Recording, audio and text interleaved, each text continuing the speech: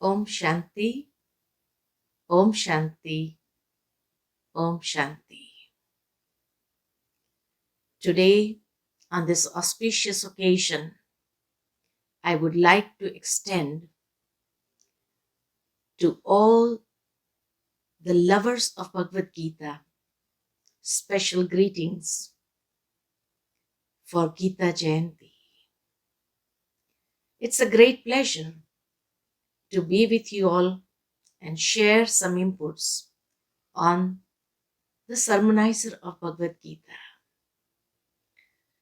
Srimad Bhagwat Gita, the Song of the Divine, or the versions of God. These versions of God are for the entire humanity and not limited to any particular religion. Therefore, Srimad Bhagwat Gita is the holy book for the entire humanity.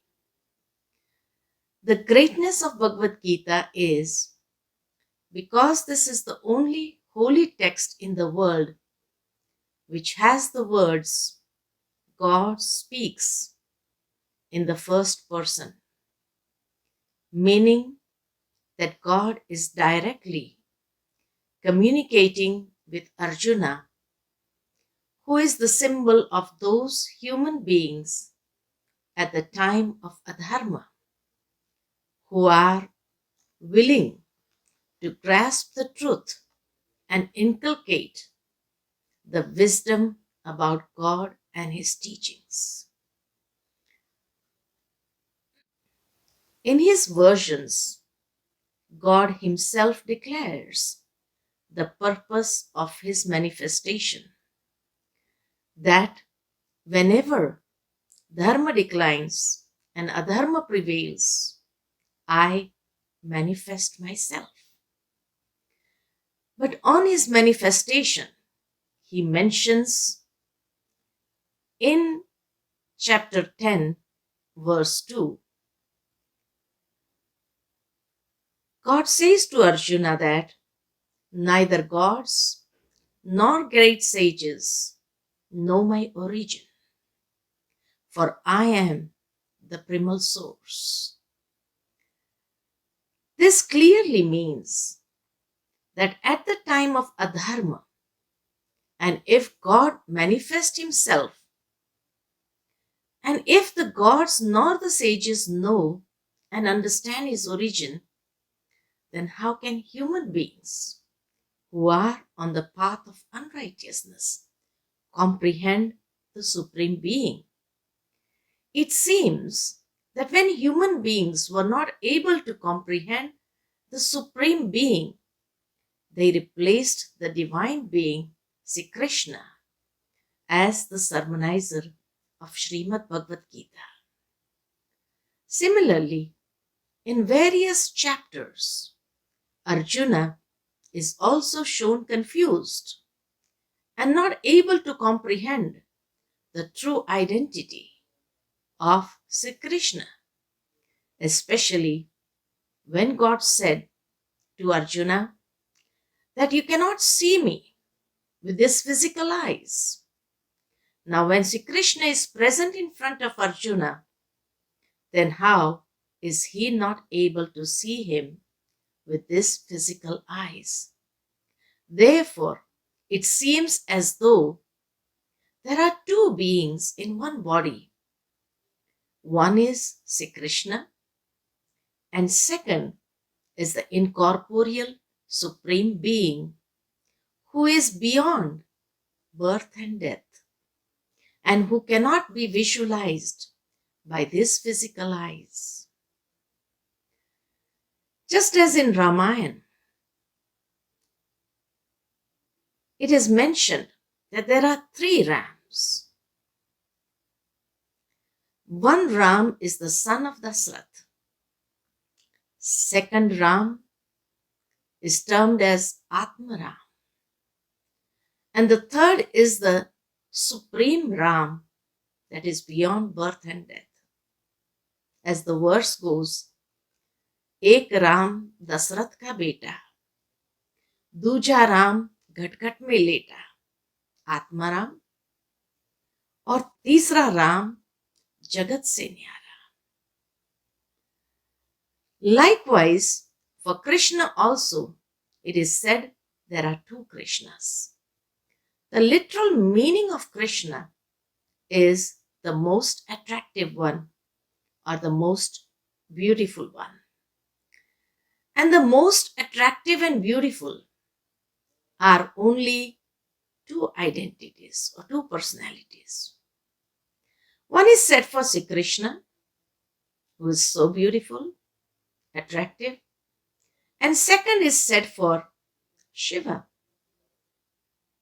Satyam, Shivam, Sundaram. So Shiva is also the most beautiful one. Let us not mistake here for Shankar. Shiva, which is depicted as Jyotirlingam, and according to Hindus, Jyoti, according to the Islam religion, Noor, the Sikhs also mentioned Ek Noor, and according to the Christian religion, light. God is light, which is always very attractive. Hence, we can say Shiva, the incorporeal light, is also Krishna, who had incarnated in the body of Sri Krishna and uttered the versions. Therefore, in chapter 7, verse 24, he explains the nature of mankind to Arjuna, that men without wisdom and oblivious of the reality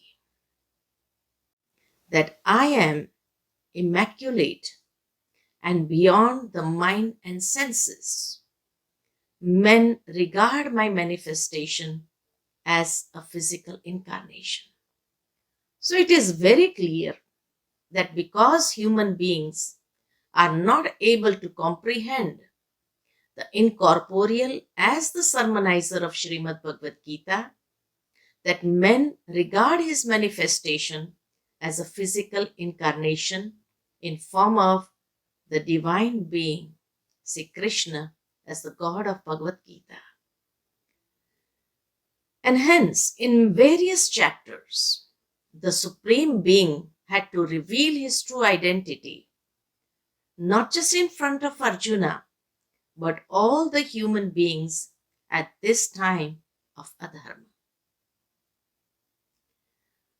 In chapter 7, verse 25-26, he mentions to Arjuna that, hidden behind my own Yog Maya, I am not perceived by these ignorant men. The bewildered world does not know me, the birthless and the immortal. Further, he says to Arjuna, I know all beings that have been in the past, present, and future, but no one knows me. So, in chapter 10, verse 15 and 16, Arjuna says to the incorporeal Supreme Being that, O Supreme Lord, O Creator and God of all beings, O God of gods and Master of the world, verily thou alone art known to you by thyself. Here Arjuna addresses him as O God of gods, which is referred to Devokadev, Mahadev, which is Shiva. And he tells him further, so you alone are capable of enlightening me well of your glories. Hence, on the basis of these shlokas, it is very clear that the sermonizer of Srimad Bhagavad Gita is not any divine being, but the Supreme Being, the God of all gods, the benefactor of all beings, the incorporeal God Father Shiva. On the basis of these versions, it becomes clear that the Supreme Being had to introduce himself as he is. And so, in chapter 15, verse 18, the Supreme introduces himself by saying, "Since I am supreme by virtue of being beyond both the perishable and the imperishable, I am known as the Supreme Being, Purushottam, in the world as well as in the Veda." In chapter 8, verse 9, he describes his real form by saying, "The man who remembers God, who is omniscient, eternal, and supporter of all, the most subtle of the subtle, unmanifest, beyond thought, imbued with the light, shines like the sun." This gives a clear understanding that the divine form of the Supreme Being is like the source, a very subtle point of light, beyond the comprehension of human understanding. Hence, God does not have a bodily form and that he is bodiless. He clarifies his divine form and how he could be understood only on the basis of knowledge and not by these physical eyes. Definitely, when he had mentioned that he cannot be seen with these physical eyes, then which way do we comprehend him? So he said in chapter 13, verse 17, that it is only on the basis of knowledge, when we get the divine insight, that we are able to visualize or understand his true form. So in chapter 13, verse 17, he says, "The light among lights, and said to be beyond darkness." That God, the embodiment of knowledge, worthy of being known and attainable only through knowledge. It is clearly stated in chapter 5, verse 29, that he is the benefactor of all beings, which refers to the incorporeal Godfather Shiva. Shiva means the benefactor of all beings. Knowing the truth that it is I who enjoy the offerings of yajna and penances, that I am God of all the worlds, and that I am the selfless, the benefactor of all beings, he attains to final tranquility. Together with that, he also reveals about himself and his highest abode in chapter 8, 20-21, that beyond the unmanifested Brahma, there is the eternal, unmanifest God who is not destroyed even after the destruction of all beings.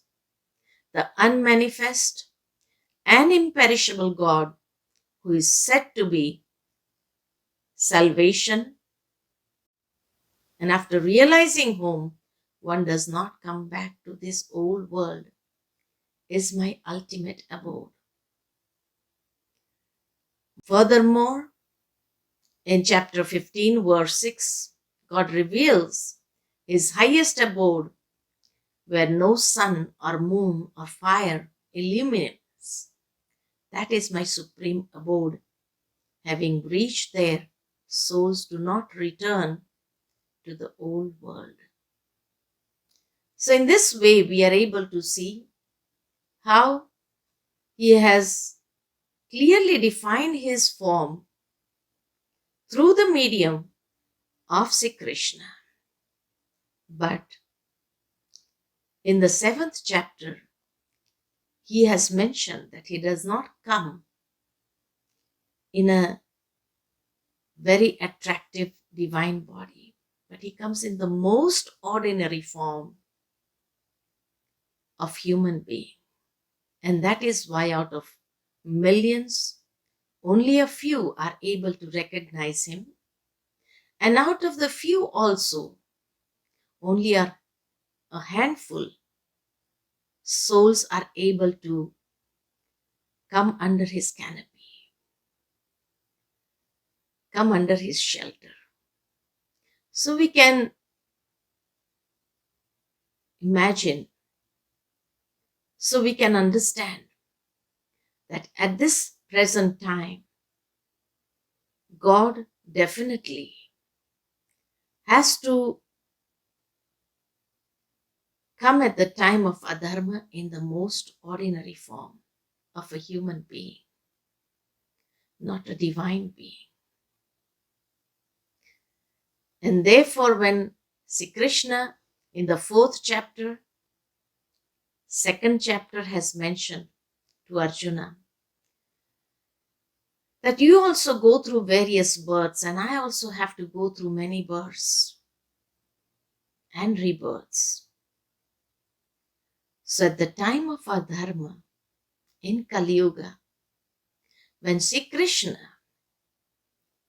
after taking various rebirths, comes in the most ordinary form, that is the body in which God has to incarnate. Because the egoistic are not able to know him, cannot come under his canopy, cannot come under his shelter. And together with those handful souls who recognize him on the basis of knowledge, the divine insight which he gives to those handful who become true helpers of God in abolishing adharma and establishing one Satdharma. Therefore, after Kali Yuga, the Satdharma Yuga or Sat Yuga is being created by God and his handful few helpers who are like divine souls who are referred to as angels, the guardians of true Dharma. So this is the true significance of Gita Jayanti, that we understand Gita as it is only when we are able to comprehend the Supreme Being on the basis of the knowledge that he has shared with us. If after going through that divine knowledge, the divine versions, if still people are not able to comprehend, then definitely, as it is said, either we are part of the problem or we are part of the solution. So then a person either becomes a part of being a helper of God or either helpers of Maya. So we have to recognize God as he is, then only we can become his true helpers and inculcate those divine teachings on this auspicious occasion of Gita Jayanti. Let us truly celebrate Gita Jayanti with this consciousness and take a determined thought within the self that I have to be God's helper to establish dharma, sat dharma on this world and abolish adharma. With these words, once again, happy Gita Jayanti. Special greetings on this Gita Jayanti. Thank you very much. Om Shanti.